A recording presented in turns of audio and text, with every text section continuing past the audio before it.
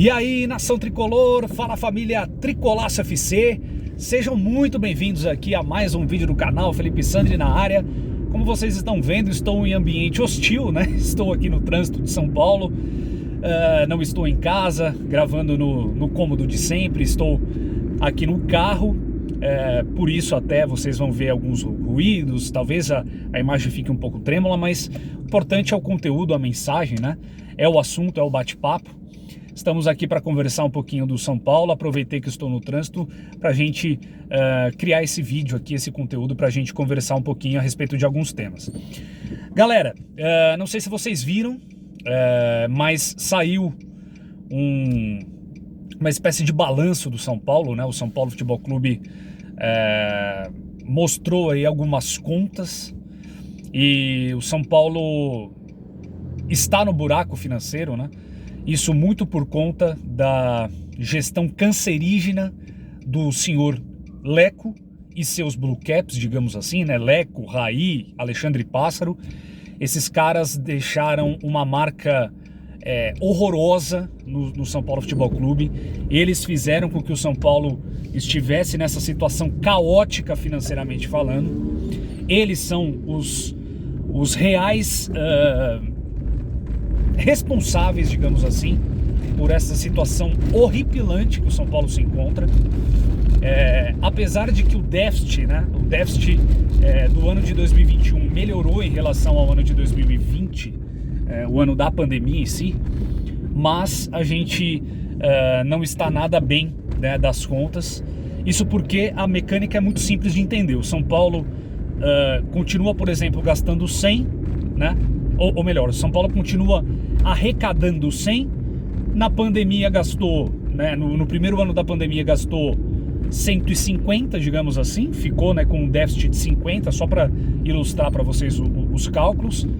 O São Paulo continua arrecadando 100 e aí gastou 120, por exemplo, no ano de 2021. Ou seja, o déficit melhorou, né, em relação ao ano de 2020, só que o São Paulo continua gastando mais do que arrecada. E aí a conta não fecha, né? O buraco não é tampado. E isso muito por conta, principalmente, que o São Paulo não conseguiu vender nenhum atleta, né? O São Paulo, nas últimas janelas, teve algumas sondagens de clubes ali, de alguns jogadores, casos de Luan, de Igor Gomes, de Rodrigo Nestor, próprio Gabriel Sara, mas assim, nada demais, né? Nenhuma sondagem que tenha agradado aos olhos da diretoria para possivelmente fazer a venda desses jogadores e com isso começar a melhorar um pouco o caixa do São Paulo, né? Melhorar um pouco os cofres do clube. Dito isso, gente, assim, é bem verdade que com a volta do público, né? O São Paulo, essa diretoria do Casares vem trabalhando mais fortemente na busca de novos parceiros, né, comerciais, de patrocinadores. O São Paulo está com retorno agora do seu público, que está contribuindo muito nesse quesito de bilheteria, né, vendas de acessórios de produtos licenciados do clube, sócio-torcedor que ainda está aquém, né, do poderio que a torcida do São Paulo tem, mas está um pouco melhor estruturado. Só que, cara, o passivo do São Paulo ainda está exorbitante, né? O São Paulo tem um passivo horroroso com, acho que o principal nome é com o hipócrita do Daniel Alves, né? Que o São Paulo vai ter que pagar aí 400, 500 pau por mês para esse cara durante 5 anos. E aí vai na conta da gestão passada do senhor Leco, né? Isso vai muito na conta dele. Só que tem na conta dessa diretoria, sim, os gastos exorbitantes que essa diretoria vem fazendo. É bem verdade que você precisa, sim, fazer um investimento para ter um time minimamente competitivo. Só que, como explicar a vinda de Orejuela para o São Paulo? O dinheiro que foi gasto para trazer um pereba como Orejuela, isso vai diretamente na conta de Casares, por exemplo. Tem aí os casos de Hernanes, que saiu, que ainda vai na conta do cancerígeno Leco, a conta do Daniel Alves, como eu disse, a conta de outros jogadores, como Pablo, por exemplo, que vai na conta do senhor Leco, né, que foi o pior presidente que poderia surgir na história do São Paulo. Foram 5 anos tenebrosos desse cara que jogou o São Paulo na lama financeiramente falando. Mas é bem verdade que essa atual diretoria também tem, sim, muita responsabilidade nos custos, nos gastos, na situação financeira do São Paulo atual. Não dá para se comparar com o Leco, mas eles também têm a participação nesse quesito. Então, gente, o que a gente consegue vislumbrar, o São Paulo vai ter que vender sim alguma joia de Cotia, vai ter que vender 2, 3 jogadores que seja nessa janela do meio do ano, que é a principal janela, digamos assim, europeia, né? Então a gente entende que talvez a gente vai perder jogadores sim, jogadores que podem ser considerados talvez titulares do Rogério Ceni, como Gabriel Sara, como Igor Gomes ou como Nestor. Alguns desses caras, ou esses todos caras, podem ser sim negociados, porque o buraco está grande. O São Paulo está chegando aí numa conta de mais de 700 milhões de dívida. Só o Cruzeiro praticamente tem uma dívida superior ao do São Paulo.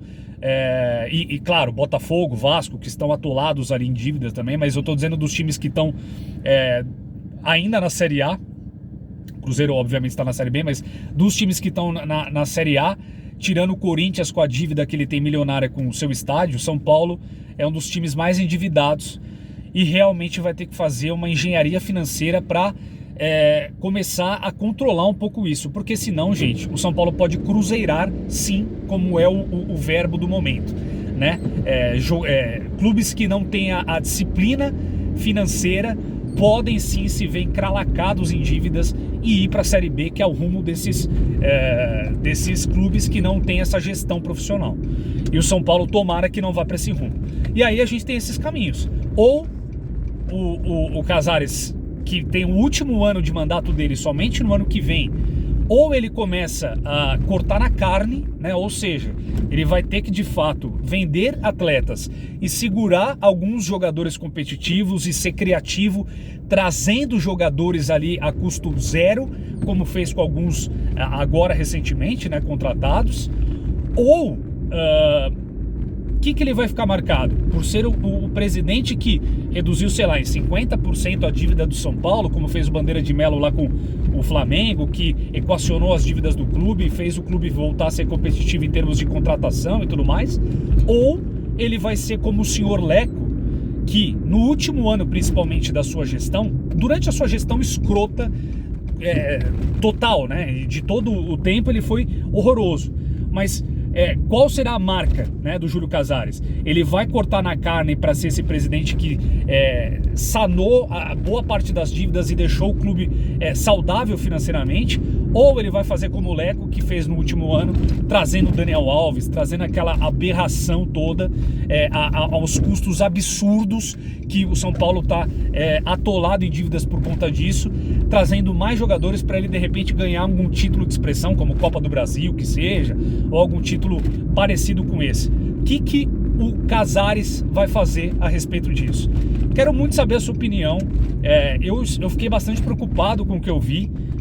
Sabia que a situação financeira do São Paulo estava difícil, mas não imaginava que estava complicada a esse ponto, principalmente depois do retorno do público, né, de premiações conforme você vai avançando de fase nas competições, você vai conseguindo dinheiro. Mesmo assim, não conseguiu diminuir essa quantia abissal de dinheiro que o São Paulo está devendo.